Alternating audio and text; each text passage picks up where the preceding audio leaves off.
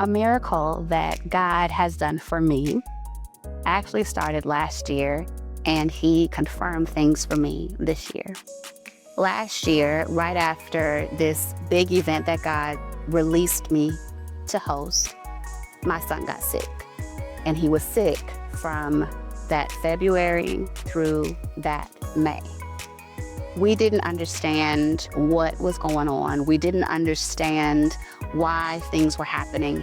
And this mystery illness was on the heels of my mom passing just a year or so before that. So imagine still doing the grief, walking through that, feeling like God has just released you to do something that He's called you to do. And right after that, your child gets sick. Back and forth to the ER, no explanation as to what was going on. No one knew. All we knew was that his legs were no longer working the way that they used to work. So from trips to the ER, and then finally landed us in the hospital stay not far from here in Birmingham. We found out what was going on, but the recovery was going to take time. And I questioned God. I couldn't understand, how could you allow this to happen right after my mom's passed? Who am I supposed to reach out to? Who am I supposed to call on when I need the help and the prayers? God, what is happening here? And I found myself frustrated with Him. I found myself angry with Him. But the beautiful thing about our God is that He's not afraid of our emotions. He's not afraid of our feelings. He'd actually rather us bring them to Him because He already understands what we're feeling before we even say it. Well, in May, my son got better. And that was a miracle in of itself. Fast forward to this year.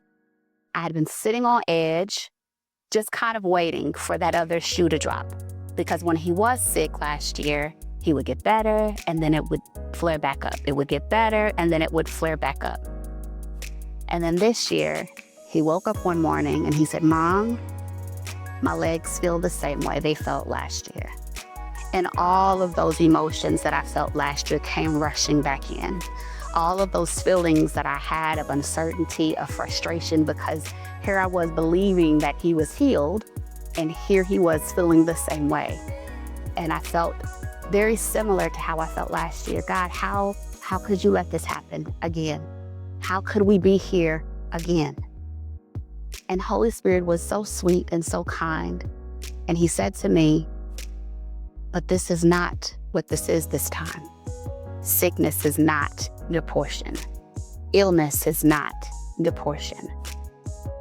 And I had to sit with that, because what He was showing me was that what I was used to dealing with when my mother was alive was her sickle cell crisis.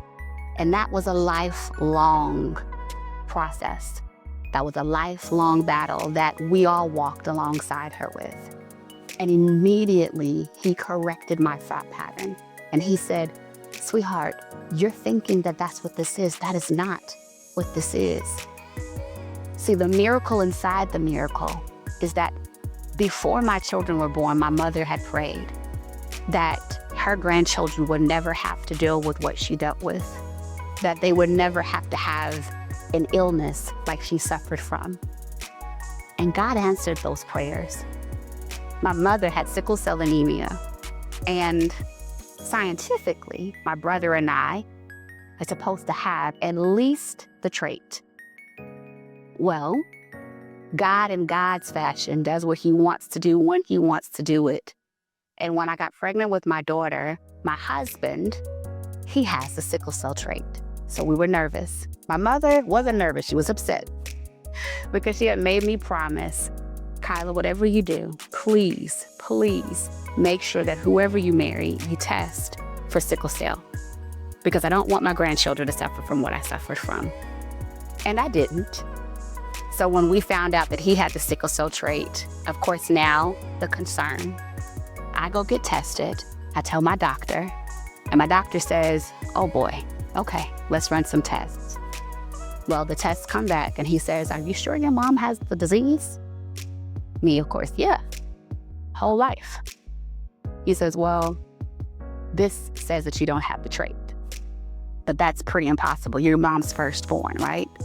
Yes, sir, I am. Well, you don't have the trait. Okay, that's different. My brother, he also doesn't have the sickle cell trait. So what does that mean for my mother's bloodline that she prayed for?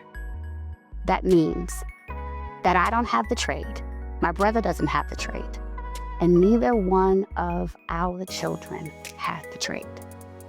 She prayed for a miracle years ago.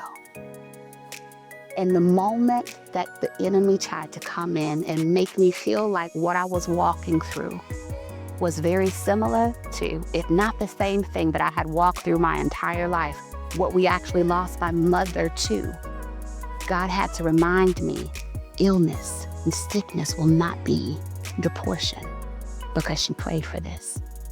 So miracles happen all the time, be it big, be it small. God is not afraid of your emotions as you're walking through the miracle, even if it doesn't look like a miracle right then and there. When he circles back around and that still small voice whispers in your ear, listen to him.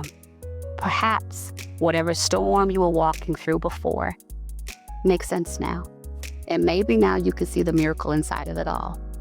Because I can tell you for sure, before he whispered in my ear this year, that sickness was never meant to be in your portion, that your bloodline is healed. I believed the lie, but immediately, once I heard him, I broke up with that lie and I partnered with the truth of the miracle that he was doing in my family, and I believed him. So I'm so happy to be a part of this project. And I hope that you find the miracle inside of whatever journey he has you on. God bless you.